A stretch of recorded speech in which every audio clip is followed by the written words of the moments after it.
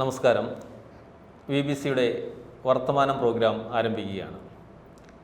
ഇന്ന് തൊടുപുഴയിൽ സംസാര വിഷയമായിരിക്കുന്ന ഒരാളെയാണ് വർത്തമാനത്തിൽ പരിചയപ്പെടുത്തുന്നത്. സൽജൻ്റെ ലോട്ടറി കട എന്ന് പറഞ്ഞാൽ ഇന്ന് തൊടുപുഴക്കാർക്ക് ഏറെ സുപരിചിതമാണ്. സൽജൻ്റെ ലോട്ടറി കടയുടെ നടത്തിപ്പുകാരനായ ശ്രീ സൽജൻ തോമസാണ് ഇന്ന് വർത്തമാനത്തിൽ നമ്മോടൊപ്പം പങ്കുചേരുന്നത്. ശ്രീ സൽജന് വർത്തമാനം പ്രോഗ്രാമിലേക്ക് സ്വാഗതം. ലോട്ടറി ജനങ്ങൾ എന്നും ഇഷ്ടപ്പെടുന്ന ഒരു സംഭവമാണ്. ഭാഗ്യപരീക്ഷണങ്ങളിൽ മിക്കവർക്കും ഏറെ താല്പര്യമുണ്ട്. അപ്പോൾ തൊടുപുഴയിൽ സൽജൻ്റെ ലോട്ടറി കട പ്രശസ്തമായത്, മാധ്യമങ്ങളിൽ ഇടം നേടിയത് ഒരു സത്യസന്ധതയുടെ കഥയിൽ നിന്നാണ്. അതേക്കുറിച്ച് ഒന്ന് പറയാമോ? എൻ്റെ കഥയെന്ന് പറഞ്ഞു കഴിഞ്ഞാൽ, നേരത്തെ നമ്മുടെ അവിടെ തൊട്ടങ്ങാപ്പുറത്തൊരു DDRC ഉണ്ട്. ആ DDRCയിൽ ഒരു പ്രാവശ്യം ചില്ലറ ആവശ്യത്തിന് വേണ്ടി എൻ്റെ കടയിൽ വന്നതാണ്. ആ ചില്ലറയ്ക്ക് വേണ്ടി വന്നപ്പോൾ ഞാൻ പറഞ്ഞു കുറച്ച് ടിക്കറ്റ് എടുക്കുന്നു എന്ന് ചോദിച്ചപ്പം വളരെ ഇതായിട്ട്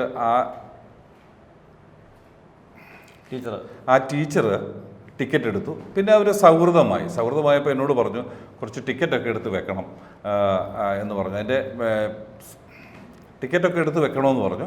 അതനുസരിച്ച് ഞാൻ ചിലപ്പോഴൊക്കെ ടിക്കറ്റ് എടുത്ത് വെക്കും. ഈ ഒന്നാം സമ്മാനം അടിച്ച ദിവസം ഇതുപോലെ തന്നെ ആ ടീച്ചർക്ക് വേണ്ടി ഞാൻ 12 ടിക്കറ്റ്, അതായത് ഒരു സെറ്റ് ടിക്കറ്റ് എടുത്ത് വെച്ചു. ടിക്കറ്റ് എടുത്ത് വെച്ച് സാധാരണ ഞാനൊരു പേപ്പറിൽ പേരെഴുതി അവിടെ വെച്ച് ടീച്ചർ നമ്മുടെ എഴുതി വെച്ചു. ഇത് ടീച്ചർക്ക് വാട്സപ്പിൽ നമ്മൾ ഇട്ട് കൊടുത്തുമില്ല, നമ്പറൊന്നും പറഞ്ഞുമില്ല. പക്ഷേ ഒന്നാം സമ്മാനം അടിച്ചപ്പോൾ ടീച്ചർക്കാണ് അടിച്ചത്. ആ സമയത്ത് തന്നെ ഞാൻ ആ ടീച്ചറെ വിളിക്കുമ്പോൾ ഒരു 5-6 പ്രാവശ്യം വിളിച്ചിട്ട് ടീച്ചർ ഫോൺ എടുത്തില്ല. അപ്പോൾ സ്കൂളിലായിരുന്നു, അതുകൊണ്ട് എടുത്തില്ല. എടുത്തു കഴിഞ്ഞപ്പോൾ എന്നെ തിരിച്ച് വിളിച്ചപ്പോൾ ഞാൻ പറഞ്ഞു ഒന്നാം സമ്മാനം ടീച്ചർക്ക് അടിച്ചിരിക്കുന്ന ടിക്കറ്റ് കൈപ്പറ്റാൻ വരണമെന്ന് പറഞ്ഞപ്പോൾ എനിക്കോ? അപ്പോൾ ടീച്ചർ അന്ന് ടിക്കറ്റ് ഞാൻ വെച്ചെന്നോ അല്ലെ ഇന്ന നമ്പറാണെന്നോ ഒന്നും ടീച്ചർക്ക് അറിയില്ല. അപ്പം നമ്മുടെ ഒരു മനസാക്ഷിയും ഒരു സത്യവും മുറുകെ പിടിച്ച് തന്നെ ആ പേരെഴുതി അത് ടീച്ചർക്കുള്ളതാണെന്ന് വിചാരിച്ച് തന്നെയാണ് ഞാൻ ആ ടിക്കറ്റ് കൊടുത്തത്. അപ്പോൾ ടീച്ചർ വരാനായിട്ട് ഒരു 10-20 മിനിറ്റ് എടുത്തു. ആ കുമാരമ്മ സ്കൂൾ ഇവിടുന്ന് ഒരു 15 മിനിറ്റ് യാത്ര ഉണ്ട്. അപ്പോൾ ആർക്കാ ഒന്നാം സമ്മാനം അടിച്ചതെന്ന് എന്നോട് പലരും ചോദിച്ചു. ഞാൻ പറഞ്ഞു അപ്പോൾ ഇന്നൊരാൾക്കാണ് അടിച്ചിരിക്കുന്നത്, ആളിപ്പം വരുമെന്ന് പറഞ്ഞു. അപ്പോഴാണ് ഇങ്ങനെ ആളുകൾ കൂടി പത്രക്കാരൊക്കെ വന്ന് അങ്ങനെ അറിഞ്ഞാൽ, ഇല്ലെങ്കിൽ ഇത് ആരും അറിയാതെ ടീച്ചറിലൊന്ന് മേടിച്ചുകൊണ്ടങ്ങ് പോകുമായിരുന്നു. അപ്പം ആ ടീച്ചർക്ക് ഞാൻ സന്തോഷത്തോടെ തന്നെ അത് കൈ കൊടുത്തു ഞാൻ. അപ്പോൾ നമ്മൾ ഈ ടീച്ചറിന് ടിക്കറ്റ് എടുക്കാന്ന് വെച്ചാൽ അവരിടയ്ക്ക് പിന്നീട് വരുമ്പോഴാണ് പൈസ തരുന്നത്. ടീച്ചർ അത് ചിലപ്പോൾ ക്യാഷൊക്കെ മുമ്പേറെ തന്നിട്ട് പോകും. പുള്ളിക്കാരത്തി നേരത്തെ പൈസ ഇങ്ങനെ തന്നിട്ട് പോകും. അങ്ങനെ വരുമ്പോഴൊക്കെ പൈസ തന്നിട്ട് പോകും. കുറച്ച് ടിക്കറ്റ് എടുത്ത് വെച്ചേക്കണം പറഞ്ഞ് അങ്ങനെ തരും. അത് ക്യാഷിൻ്റെ കാര്യത്തിൽ പുള്ളിക്കാരത്തി ഓക്കെയാണ്. അപ്പോൾ ഇങ്ങനെ ഒരു ടിക്കറ്റ് എടുത്തു എന്ന് അറിയാത്ത ഒരാളോട് സൽജൻ ഇത് അറിയിച്ചു. അതാണ് സൽജന്റെ സത്യസന്ധത എന്ന് പറഞ്ഞ് നമ്മുടെ മാധ്യമങ്ങളിൽ വാർത്തയായത്. അപ്പോൾ ഈ സംഭവം ഈ വാർത്തയായി കഴിഞ്ഞപ്പോൾ നമ്മുടെ ഗവൺമെന്റ് ചീഫ് N. ജയരാജ് ഇതേക്കുറിച്ച് സമൂഹ മാധ്യമങ്ങളിൽ എന്താ കുറിച്ച് അതെന്നായിരുന്നു? ജയരാജ് അദ്ദേഹം നമ്മുടെ ഇപ്പോഴത്തെ ചീഫ് വിപ്പ്, അദ്ദേഹം ഒരു ആർട്ടിക്കിൾ ഇതിൻ്റെ പേജിൽ തന്നെ, അദ്ദേഹത്തിൻ്റെ പേജിൽ തന്നെ എഴുതി കുറേ കാര്യങ്ങൾ എഴുതി. പക്ഷേ എനിക്കതിനകത്ത് ഇഷ്ടപ്പെട്ടതല്ലേ, ഹൃദയത്തിൽ നിന്ന് ഇഷ്ടപ്പെട്ട ഒരു സാധനം എന്ന് വെച്ചാൽ അവസാനം അദ്ദേഹം കുറിച്ചു സൽജൻ്റെ ഈ വാർത്ത നമ്മൾ ചർച്ച ചെയ്യപ്പെടണം, പ്രത്യേകിച്ച് സ്കൂൾ കുട്ടികൾ വരെ ഇത് ചർച്ച ചെയ്യപ്പെടണം. അപ്പോൾ നമ്മുടെ ഈ കാലഘട്ടത്തിൽ ഇങ്ങനെ ചെയ്യുന്ന ഒരാളുണ്ടെങ്കിൽ ആ സത്യസന്ധതയുടെ മൂല്യം എന്താണെന്ന് കുട്ടികൾക്ക് വരെ മനസ്സിലാക്കാൻ വേണ്ടി ഉള്ള ഈ കാര്യം സ്കൂളുകളിൽ ചർച്ച ചെയ്യണമെന്ന് അദ്ദേഹം പറഞ്ഞു. പിന്നെ ഡീൻ കുര്യാക്കോസ്, നമ്മുടെ ബഹുമാനപ്പെട്ട ഡീൻ കുര്യാക്കോസ് MP, അദ്ദേഹവും അതിൻ്റെ ആർട്ടിക്കിൾ ഈ സത്യസന്ധതയെക്കുറിച്ച് എഴുതി. പിന്നെ പല പോലീസ് ഓഫീസേഴ്സ്, അങ്ങനെ പലരും ഇതിനെക്കുറിച്ച് എഴുതി വാർത്തയും വന്നു. ഈ ഒരു സമ്മാനം അല്ലാണ്ട് പിന്നീട് വേറെ സമ്മാനങ്ങൾ അടിക്കുന്നത് ഇന്നും സമ്മാനം അടിച്ചിട്ടുണ്ട്. വലിയ പ്രൈസ് അടിച്ചിട്ടില്ലെങ്കിലും ചെറിയ ചെറിയ പ്രൈസുകൾ ഇഷ്ടംപോലെ അടിക്കുന്നുണ്ട്. അത് ഇന്ന് ഞാൻ ഇന്റർവ്യൂ വരുന്ന ദിവസവും പ്രൈസ് അടിച്ചിട്ടുണ്ട്. ഈ സൽജന്റെ സ്വന്തം സ്ഥലം എവിടെയാണ്? ഞാൻ ആക്ച്വലി ചങ്ങനാശ്ശേരിക്കാരനാണ്. ചങ്ങനാശ്ശേരി നാലുകൂടി എന്ന് പറയുന്ന സ്ഥലമാണ് എൻ്റെ സ്വന്തം സ്ഥലം. ഈ തൊടുപുഴയിലെത്താനുണ്ടായ സാഹചര്യം? തൊടുപുഴ എത്താനുണ്ടായ ഒരു സാഹചര്യം എന്ന് പറഞ്ഞാൽ, എൻ്റെ ഒരു മനസാക്ഷി വെച്ച് പറയുകയാണ്, ഇതൊരു ദൈവത്തിൻ്റെ ഒരു അറിയിപ്പായിട്ടാണ് ഞാൻ കാണുന്നത്. കാരണം എന്നോട് പലരും ചോദിച്ചിട്ടുണ്ട്, എന്താ ഈ തൊടുപുഴ വൈഫിൻ്റെ വല്ല റിലേഷനുണ്ടോ, അല്ലെങ്കിൽ നിങ്ങളുടെ ആരെങ്കിലും റിലേറ്റീവ് ഒക്കെ ഇവിടെ ഉണ്ടോ എന്ന് ചോദിക്കാറുണ്ട്. പക്ഷേ ഇതിന് എനിക്ക് ആരുമില്ല, എന്ന് വെച്ചാൽ പരിചയക്കാരോ ഫ്രണ്ട്സോ അല്ലെങ്കിൽ എൻ്റെ വൈഫിൻ്റെ ബന്ധുക്കളോ ആരുമില്ലായിരുന്നു. ഒരു ദിവസം എനിക്ക് ഇവിടെ വരണമെന്ന് തോന്നി, അങ്ങനെ ഇവിടെ വന്ന് തൊടുപുഴ ഒന്ന് ബിസിനസ്സുമായിട്ട് ബന്ധപ്പെട്ട. ഈ സമ്മാനം, ഒന്നാം സമ്മാനം അടിച്ചതിന് ശേഷം ആളുകളിൽ നിന്നുണ്ടായ പ്രതികരണം എന്ന് പറയാം. അത് ശരിക്കും പറഞ്ഞാൽ വളരെ നമ്മുടെ ഹൃദയത്തിൽ എപ്പോഴും നമുക്ക് ഓർത്തു വെക്കാൻ പറ്റുന്നതാണ്. അതിൻ്റെ രസം എന്താണെന്ന് ചോദിച്ചു കഴിഞ്ഞാൽ, ഈ സമ്മാനം അടിച്ചതിന് ശേഷം ഉയർന്ന പോലീസ് ഓഫീസേഴ്സ് നമ്മുടെ കടയിൽ നേരിട്ട് വന്ന് എനിക്ക് ഷെയ്ഖാൻ്റെ ഒന്ന് അഭിനന്ദനം അറിയിച്ചു. അതുപോലെ തന്നെ രാഷ്ട്രീയ പ്രമുഖർ, ബഹുമാനപ്പെട്ട ഇടുക്കി MP ഡീൻ കുര്യാക്കോസ് കടയിൽ വന്ന് പൊന്നാടയിട്ടു. അങ്ങനെ വളരെയധികം നല്ല ഒരു ആളുകളെ റെസ്പോൺസ്. ഇന്നും ഈ തൊടുപുഴ എങ്ങനെയെങ്കിലും ആരും പരിചയപ്പെടുത്തി ഇദ്ദേഹത്തെ അറിയാവോ അന്നായിട്ട് പിന്നെ അറിയാം പത്രത്തിൽ. അപ്പോൾ ആ ഒരു ആളുകളുടെ ഒരു സ്വീകാര്യത എന്നെ സത്യസന്ധമായിട്ട് പറഞ്ഞാൽ എനിക്കത് വലിയ സന്തോഷം തരുന്നൊരു കാര്യമാണ്. ഈ നേരത്തെ എന്തായിരുന്നു ബിസിനസ്? ആക്ച്വലി എനിക്ക് ഒരു ഫാക്ടറി ആയിരുന്നു, സ്റ്റീൽ ഫർണിച്ചറിൻ്റെ ഒരു ഫാക്ടറി ആയിരുന്നു. ഫാക്ടറി എന്ന് പറഞ്ഞാൽ നല്ല രീതിയിൽ കൂടെ ഒരു 4 അലമാരകൾ, സ്റ്റൂള്, മേശ അങ്ങനെ വെക്കുന്ന ഒരു ഫാക്ടറി ആയിരുന്നു.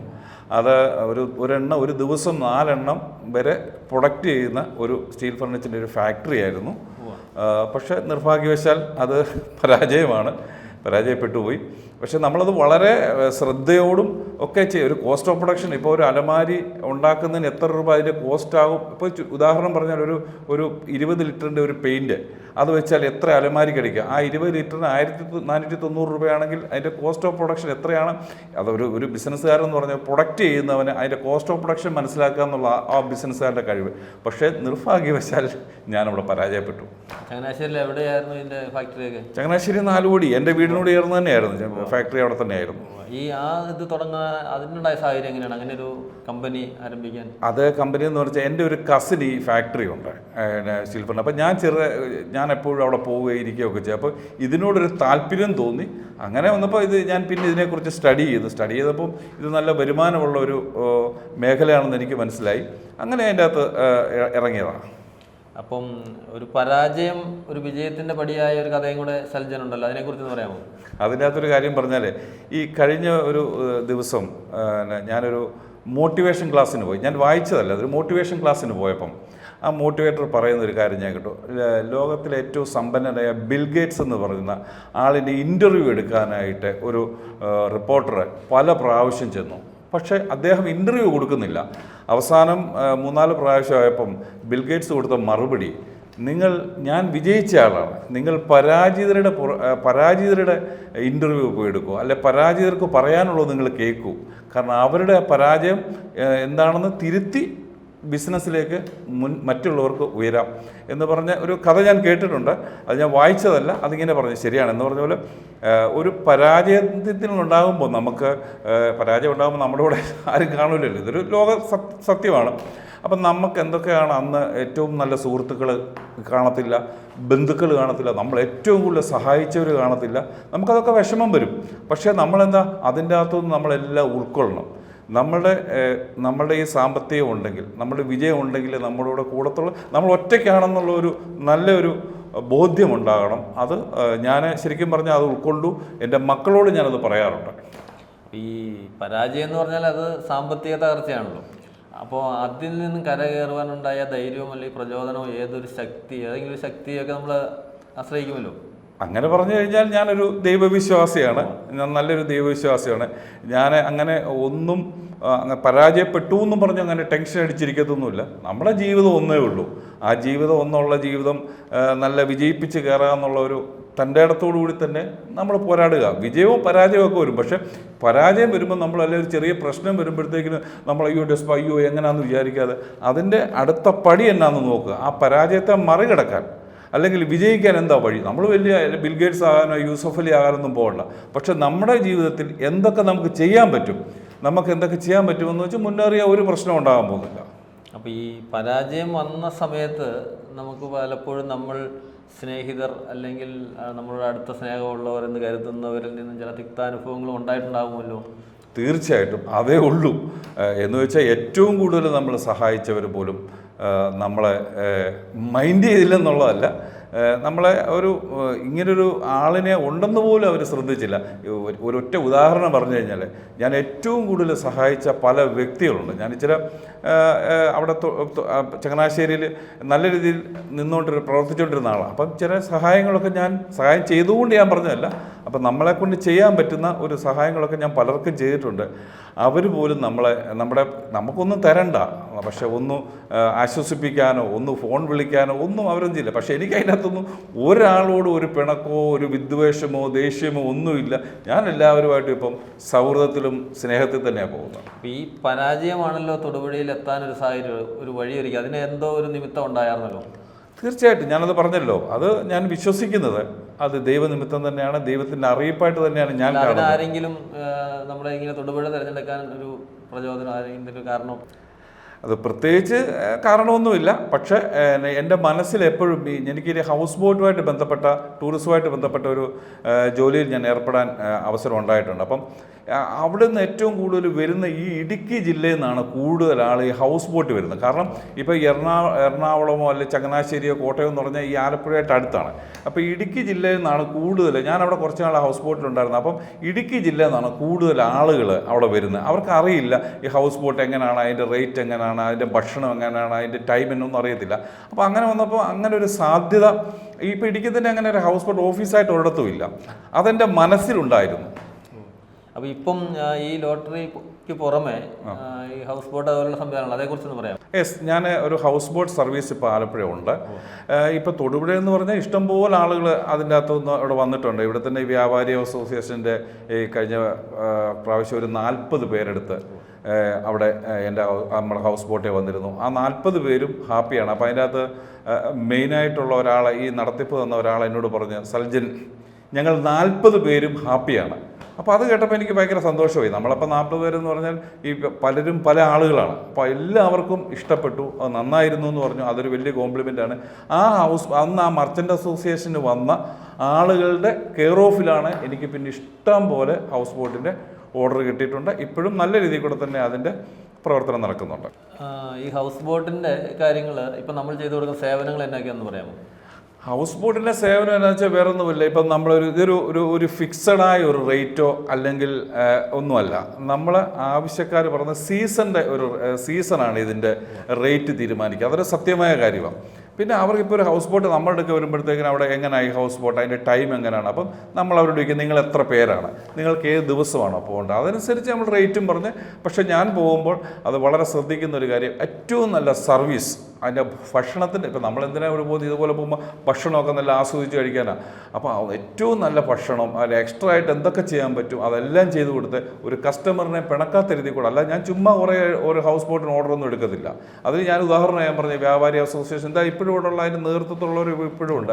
അത് കേൾക്കുന്നവരുണ്ടായിരിക്കുമല്ലോ. ആരെന്നോട് പറഞ്ഞ 40 പേര് ഞങ്ങൾ ഹാപ്പിയാന്ന് പറഞ്ഞാൽ അത്രയും നല്ല ഇത് തന്നെയാണ് ഞാൻ ചെയ്തത്. ഇപ്പോൾ നമ്മുടെ ഈ ലോട്ടറി ബിസിനസ് എങ്ങനെയുണ്ട്, അതിൻ്റെ കാര്യങ്ങൾ? സത്യസന്ധമായിട്ട് ഞാൻ പറഞ്ഞാൽ ലോട്ടറി നന്നായിട്ട് നടക്കുന്നു എന്ന് ഞാൻ പറയും. കാരണം അത്യാവശ്യം പിന്നെ എനിക്ക് അങ്ങനെ ഒരു വിശ്വസ്തത ഉള്ളത് കൊണ്ടും ഈ താങ്കൾ ആദ്യം പറഞ്ഞ പോലെ കട എല്ലാവരും അറിയുന്നത് കൊണ്ടും ഒത്തിരി പേര്, സത്യം പറഞ്ഞാൽ ഇന്ന് ഒരു സംഭവം ഉണ്ടായി.